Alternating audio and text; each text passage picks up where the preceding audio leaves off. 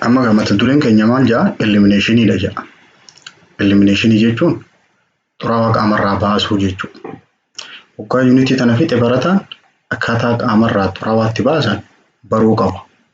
Keessaawoo kaatetara, eneemaa akkasumas kolostoomii wantoota hanga kana baruu qaba. Elimination jechuun hiikkaan isaa maali? Definitionii isaa act of voiding or expelling waste material from the bowel. Xuraawaa qaamarraa baasu saniini elimination jedhama. Xuraawaan qaamarraa yeroo bahu elimination jedhama. Defecationis ni jedhani. Jalqaba irratti urinary elimination ilaalla. Mee fincaan kana akkaataa itti baasan kana ilaalla. Jechuun kaatetara ilaaluu deemna. Category of urethral catheter. Kaatetarri kuni qoodamiinsa qaba. Qoodamni isaa inni tokkoffaadha. Qoodamni inni jalqabaa straight yookaan Robinson catheter jedhaniin single lumen tuubiidha. Tuubboo fiinxa abbuma tokko qofa qabdu. Uraa takka qabdi. Lumenii tokkuma qabdi. Inni lammaffaa retention. Retention yookaan Foley catheter jedhaniin. Kuni second lumenii qaba. Lumenii abbaa lama qaba. 2 and 3 way catheter jedhaniini. Retention yookaan Foley catheter kan jedhaniin kuni uraa abbaa lama qaba. Fiinxa lama qaba. Second lumenii qaba. 2 and 3 way catheter jedhaniin ka karaa sadii jedhaniin ni ilaalla. Waa inni fakkaatu. Gosti sadaffaadha. Kaataagorii sadaffaa cowdy or elbowed catheter jedhaniin. Cowdy'n kuni kan fiinxi isaa jallaa jechuudha. It is used for elderly men who have BPH, benign prostate hyperplasia, warreen prostate gland isaanii garmalee gurguddatee fincaan keessaan gaddabruu dadhaban warreen sababa kanaaf fincaan itti didan kan itti fayyadamnudha isa kana. Which is curved TP. Fiinxi isaa jallaadha. Types of catheterization karaaleen ittiin kennanoo routine isaa karaa lamaan. Urinary catheterization fi suprapubic catheterization jedhaniin. Karaa fincaan gadiin ba'an saniin kennuudhaaf achi naquu fi gubbaa sana uffaa kana gubbaadhaan uranii bilaadarii gubbaarraa achi naquu jedhaniini. Urinary catheterization dhalaan naqame. Kaatetara karaa ujummoo fincaaniitiin galchuu kana. Learning objective the learner will able to define urinary catheterization. Urinary catheterization jechuun maal akka ta'e hiikkaasaa ni bara. Kalamaffaadha purpose isa kana. Purpose catheterization kana godhaniif kaayyoon isaa maal akka ta'e. The necessary equipment for catheterization. Katetara kana galchuuf meeshaalee si barbaachisanii fi perform procedure of urinary catheterization. Procedure kanallee ni dalaga. Okaaniif wantoota hanga kana dhageeffate. Urinary catheterization jechuun hiikkaan isaa it is involves inserting a small tube or catheter. Tuubboo xiqqoo taate naquu saniini insertion jedhani. Through urethra into bladder to allow urine to drain. Tuubboo xiqqoo san urethraa keessaan bilaadarii seensisanii fincaan bilaadarii san keessaa baasuudha. Santu urinary catheterization jedhaniin. Catheter jechuun kun maali hiikkaan isaa? Catheter jechuun it is tuubboodha. Commonly made of rubber, plastic. Kani plastic irraa tolfamti. Also certain types are made of woven silk or metal. Gariin ta sibiila irraa tolfamte illee ni jirti, ta jiwrii irraa tolfamte illee ni jirti. Catheter jechuun tuubboodha. Purpose catheterization kana godhaniif maali? Kaayyoon isaa the first one to empty the bladder in case of retention of urine.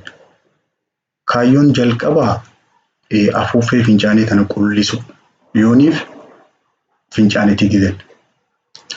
Occurring as post-operative complication nama waggaa operation irraa bahe complication isa mudattu keessaa tokko fincaantutti dida san baasuudha.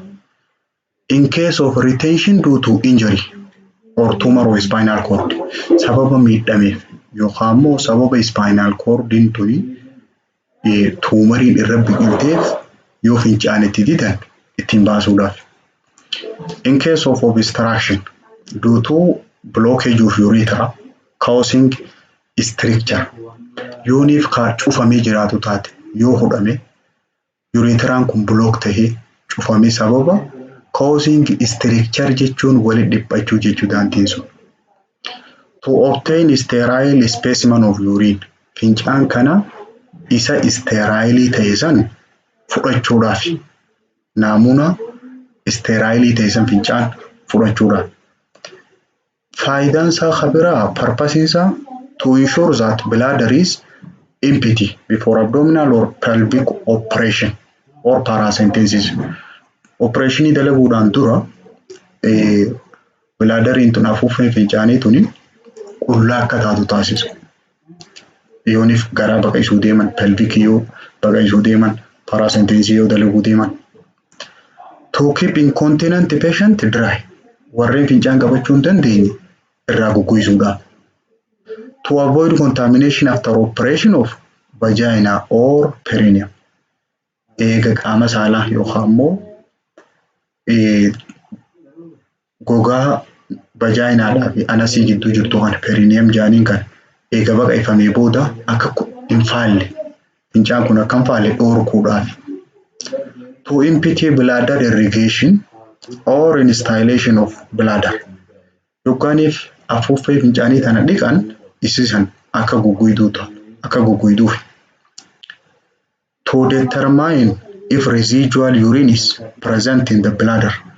Yoonii fi afuuffee fincaanii kana keessatti hafteen fincaanii jiraate adda baasuudhaaf. For accurate measurements of urinary output. Fincaan namticha kun hangamta akka baasee beekuudhaaf measurement sirrii argachuudhaaf kateetara fayyadamna. To facilitate healing of urethra. Urethraan kun akka fayyuuf akka fincaan kun madaa tanan tuttuqnee fi purpose keenya kana. Amma gaamee kateetara kana galchuu haa eegallu. Kateetara gosa isaa bakka sadiitti adda baafne reefu. Inni jalqaba laallu straight or plain catheterization ilaalla. Kateetara straight ta'e isa tuubbuma lumenii abbaa takka qofa qabdu san galchuu. Catheterization using straight or plain catheter for female. Amma ka warra dubartootaa ilaalla. Ka warra dhiiraallee itti aansinee ilaalla. Hiikkaan isaa definition isaa introduction of plain or straight catheter through female urethra to urinary bladder. Karaa urethraatiin afuuffee fincaanii geessu. Saniin catheterization jaaniin. Purpose inni kun kaayamuuf maali? Kaayyoon isaa kana to relieve discomfort due to bladder distension. Namoota afuuffeen fincaaniin guutamee garmalee afuufamee jiru irraa wayyeessuudhaaf fincaan keessaa baasanii. To obtain sterile urine specimen. Naamunaa fincaanii sterile ta'e fudhachuudhaaf. To empty bladder prior to surgery. Nama baqaqfamuuf deemu afuuffee tana qullaa godhuudhaaf. Kaayyoon isaa sadeen kana. Meeshaan nu barbaachisan. Meeshaan nu barbaachisan kumanteen sterile fi clean jira. Warreen sterile ta'an jalqaba to sterile plain catheter. Catheter tuubboo sanii habbaa lama nu barbaachisa. Maaliif yoo katasaa tokko kontaan waraqaa ta'ee itti fayyadamuudha. Lammaffaa bowl for antiseptic. Bakka antiseptic itti naqan. Goozii sterile towel freeze. Inni shanaffaadhaa forceps sterile ta'e abbaa sadii. Sterile receiver. Receiver jechuun kan waatti baadhannee deemnu. Sterile kidney dish. Kidney dish. Sterile urine specimen container if needed. Yoo naamunaa fincaanii fuudhisin jaan bakka itti fuutu. Saddeettan kun sterile. Cleaning. Cleaning waa tokko. Rubber in the draw sheet. Kani qulqullina sirreetiin eeyyitu antiseptic solution asan. Receiver kan isattiin baadhattu measuring jog.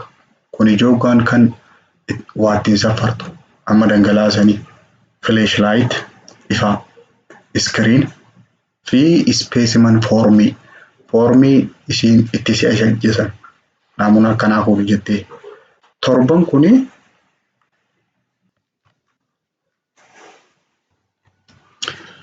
procedure isaa jalqaba explain procedure to the patient. Patient irratti waan dalaguu fi deemtu sanatti himta. Eegatti himtee booda screen the bed siree screen goota privacy eeguudha. Kana booda wash your hands. Harka kee ni dhiqatta. Turn blanket and the bed spread down to foot of bed. Blanketiidhaaf amsoolaadhaaf bed spread illee gara miila sireetti gadoo deebifta. Turn top linen upward to the patient chest. Turn top linen upward to the patient chest. Egaa blanketiidhaaf bed spread gara miilaatti gadoo deebiftee amsoolaa jalaa kakkaa'ee gara isaatti gadaanu san turn top linen upward to the patient chest. Gara chestiitti oluu deebifta san. To protect from complete exposure. Akka qaamni isaa guututti mul'annee fi place the patient in dorsal recumbent position. Positioniin dubartii tanatti ciibsattu dorsal recumbent ta'uu qaba. Dorsal recumbent jechuun knee flexed and thighs apart. Jilbi miilli ol dadacha'uu qaba. Miilli ol dachaaftee ciisuu qabdi. Jilba dadhaabdi jechuudha. Torbaffaa irratti put rubber in a draw sheet under buttock. Egaa miila ol dachaafattee booda batakiisii jala rubber sheetiidhaa fi draw sheetii jala keessa. Cover patient with a linen. Lineniidhaan haguugi. If patient soaked, use examination glove. Yooniif khani jijiidha qabaatu taate examination glove fayyadami jira clean glove. Kana booda saddeetaffaarra maal goota? Apply disposable glove. Disposable glove clean glove ni uffata. Clean starting from mid-thigh with clean warm water and soap and dry the area. Mid-thigh walakkaa tafaa kana ni qulqulleessite jira. Bishaan owwaadhaa fi saamunaan qulqulleessiteeti. Kana booda bakka san goggogsita. Amma hanga asitti cleanidha. Cleanii dalayti. Kudhanaffaa irratti open sterile field. Kana booda wili dirree sterileidhaa kan fide qopheeffattee fidatte sanii banatta. 11ffaa irratti dan sterile glove. Glove sterile uffata.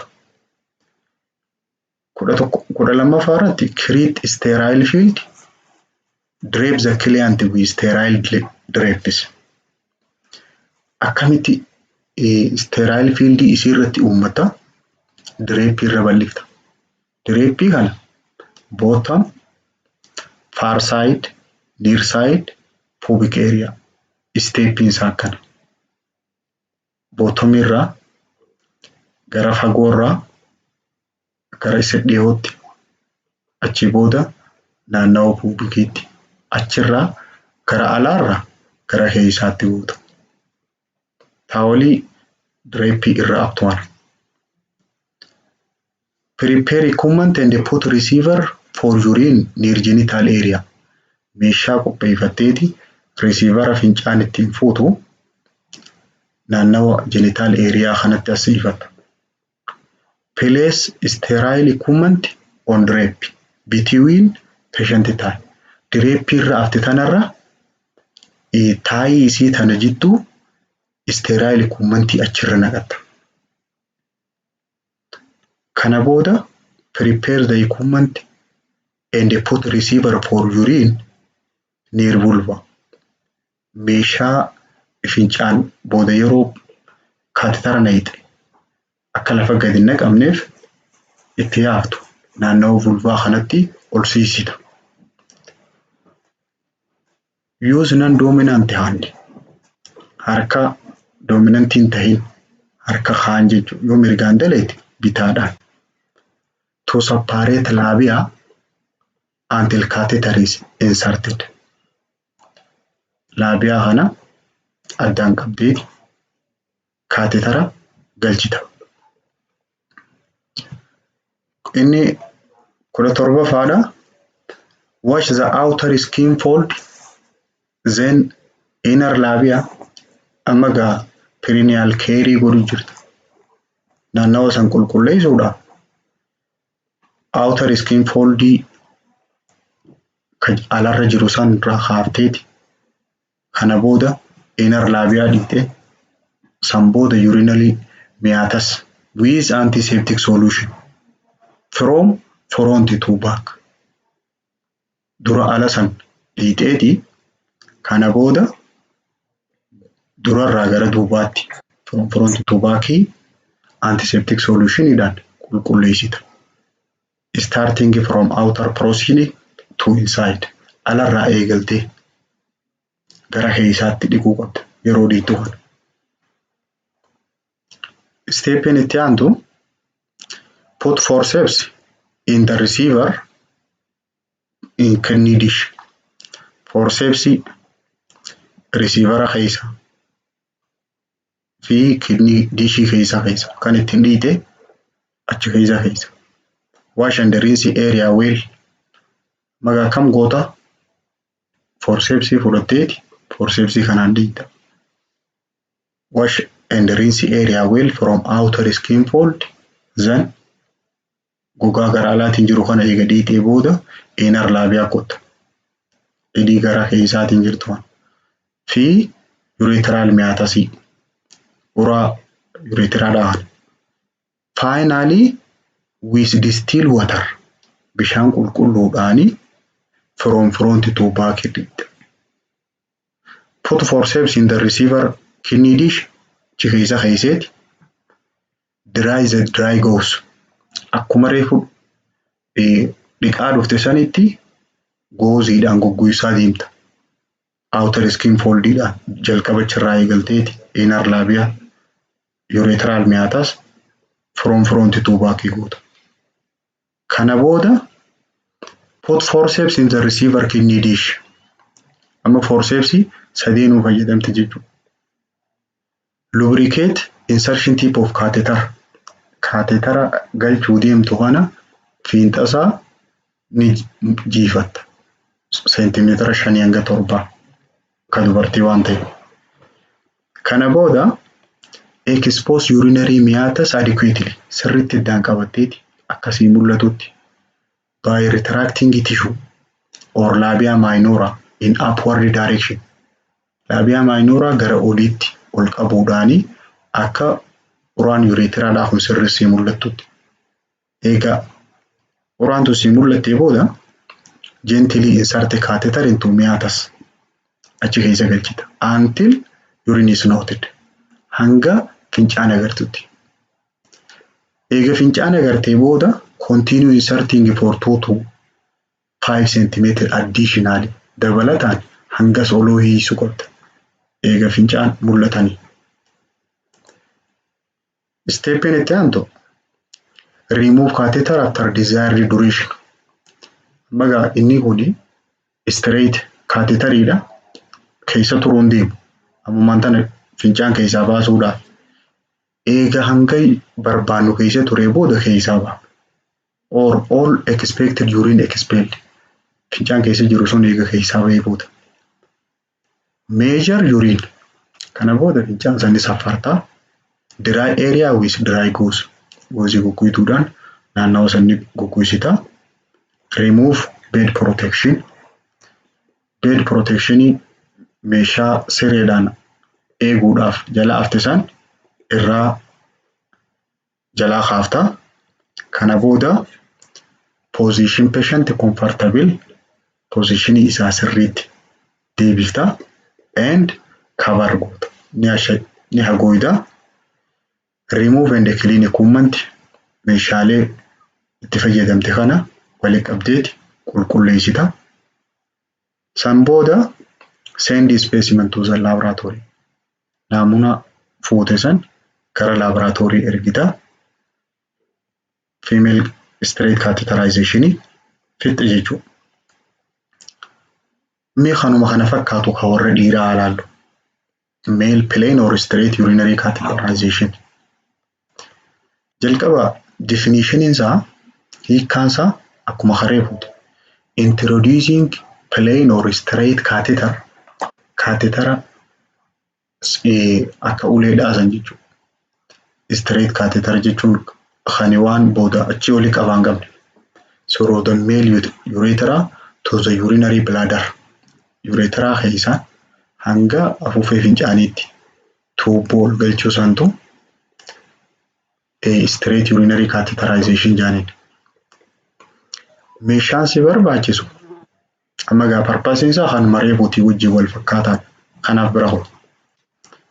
Meeshaan si barbaachisu steeraayiliidhaa fi kiliiniidhaa jira. Steeraayiliin equipmentiin two sterile plain catheter rubber or plastic. Catheter tuubboo san abbaa lama si barbaachisa. Maaliif tokko yookaan tasaasee harka contaminate kaanii waan fayyadamtuuf. Inni lammaffaa bowl for antiseptic. Bakka antiseptikii itti naqattu. Cotton swab, jibrii, goozii, large sterile fenestrated towel. Tawulii uraa qabdu. Sterile tawulii. Kabira forceps abbaa sadii. Sterile receiver. Receiver kan waatti fudhattu. Kidney dish. Lubricantii. KY jelly jechuudha. Sterile urine specimen container if needed. Yoo barbaachise containera naamunaa san ittiin fuutu. Isaan hangi kun sterile. Warreen kiliinii ta'anoo. Warreen kiliinii ta'an tokkoffaanii rubber sheetiidhaa fi draw sheetii taak. Antiseptic solution. Kabira receiver fi measuring joogii. Kan booda amma fincaanii san ittiin safartu. Kabira flashlight ifa. Screen. Specimen forming. Isaan torban kun kiliiniidha. Specimen forming ajaja fincaan akkanaa fuudhi jiru. Isa sanbaan specimen forming. Procedure isaa jalqaba. Explain procedure to the patient. Patient itti himuu qabda. Kana booda screen bed. Screenii godhuu qabda. Wash your hands. Harka kee dhiqachuu qabda. Turn top linen upward. Linenii gara patientii gad aanu san ol dachaasuu qabda. To the patient umbilicus hanga handhuuraatti. And the blanket and the bed is spread up to mid-thigh. Kaan ammoo irraa gad dachaasuu qabda. Gara gadiitti hanga walakkaa tafaatti. San booda position goota. Positionii isa kana place patient in dorsal recumbent position. Duwidaan ciisee miilli ol dadacha'uu qaba. With knee flexed and thigh apart. Miilli gamanaa gamas jechuu qaba. Then kana booda put rubber in the draw sheet under buttock. Draw sheet idhaaf rubber sheetii batakii isa kanaa jala afta. Cover patient with a linen. Amsolaadhaan qaama kana haguuguu qabda. Wash perineal area with warm water and soap. Bishaan ho'aadhaa fi saamunaadhaan perineal area kana dhiquu qabda. Eega kana goote wash your hands. Harka kee dhiqatteeti open sterile field. Saddeetaffaa irratti wanni steerileidha san banatta. Eega isan bantee booda pot sterile gloves. Gilaavii sterile taate san uffatta. Kana booda maal gootu? Place sterile towel under patient. Sterile towel takka patient jala af. And fenestrated towel over patient ta'a. Isii uraa qabdu immoo isa gubbaa keessa. Kana booda prepare antiseptic swab. Antiseptic solution ittiin qulqulleessuu deemtu qopheeffatteeti pick up with non-dominate hand. Wilii qaama saalaa isaa kana qabda. With non-dominate handidhaan harka dalagaa ittiin hin dalainiin. Protract foreskin if not circumcised. Yoo namtichi kan qola muratiin taate foreskinii san protract goota gara duubaatti dachaasuu qabda.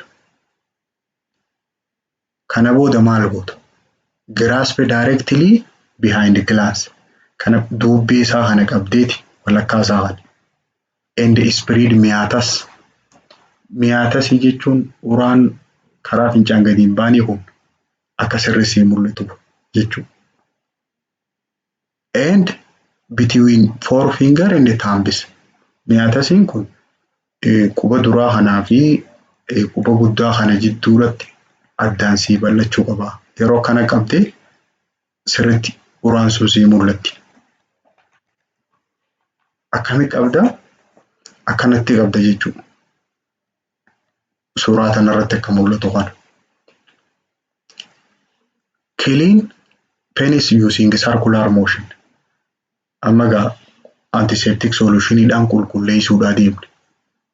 Circular motionii fayyadamneeti eessarraa eegallee gara eessaatti of. Starting over meatas gara gubbaa kanarraa eegalleeti working downward to the glass. Gubbaarraa gara gadiitti fiinxarraa gara qaama namtichaatti gad oofu.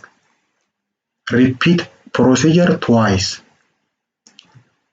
using new swab only by the help of forceps. Yeroo kana forceps qofa fayyadamuu qabda. Karri ati ooftu immoo gubbaarraa gara gadiitti ta'uu qaba. Moshiniin kee sarkulaarii ta'uu qaba, naannawaa ta'uu qaba. Dhiqaa goggoisaa deemuu qabda. Akkasitti sadeenuu wal jala fixxa. Kana booda maal goota? Egaa qulqulleeffattee booda pick up catheter. Catheter fuuteeti lubricate at least 7.5 cm from distal end. Fiinxasaa kana centimeetira 7.5 lubricate goota ni jiifatta. Draw penis upward. Kana booda ol qabda degree 90. And forward at 90 degree. Degree 90 ta'uu qaba. Yeroo ol qabda. To the leg insert catheter. Kana booda catheter isaa degree 90 jiru kana nayta. Lower penis when feeling resistant. Hoggaanii fi gaddeemee yookaan inni dhaabbate gaggabte jechuudha. Angle of 60. Mataasaa gaddeebifte jechuudha. Duraa 90 hoggaa jalqaba galchitu. San booda hoggaa tubbuun keessa gaddeemte dhaabbatte gaggabte. Inni steppiin itti aantu insert catheter about 80 to 20 cm till urine is flow. Centimeetira 18 hanga 20 oofta hanga fincaan mul'atanitti. Eega fincaan gartee boodoo. Eega fincaan gartee keessa ol dabaluu qabda. Akkuma kareefu warreen fiimeelii irratti dubbate san. Remove catheter, replace forescate to avoid complication. Kana booda hoggaa fincaan hanga silaa yaaftu san yaaftee booda jechuun amma isteepiin tokko. Foreskinii qolarraa ol dachaafte san irra gad dachaafteeti irra gad deebiftee kasaa kan duraaniitti. Remove catheter, measure urine, measuring joogii saniin fincaan hanga irraa baafte san lakkooyteeti. Dry the area with dry cotton swab. Naannawa san jibriidhaan goggogsitee. Remove bed protection. Drawshiitiidhaa fi rubbershiitii jalaa kaaftee. Position patient comfortable. Positionii isaa mijjeessitee fi remove and clean equipment meeshaalee achii kaaftee qulqulleessitee. Send the specimen to the laboratory. Formii san irratti maqaa barreessitee specimen collection isa maqaatti barreessitee laboratoriitti ergita. Xumurte jechuudha. Steroid catheterii.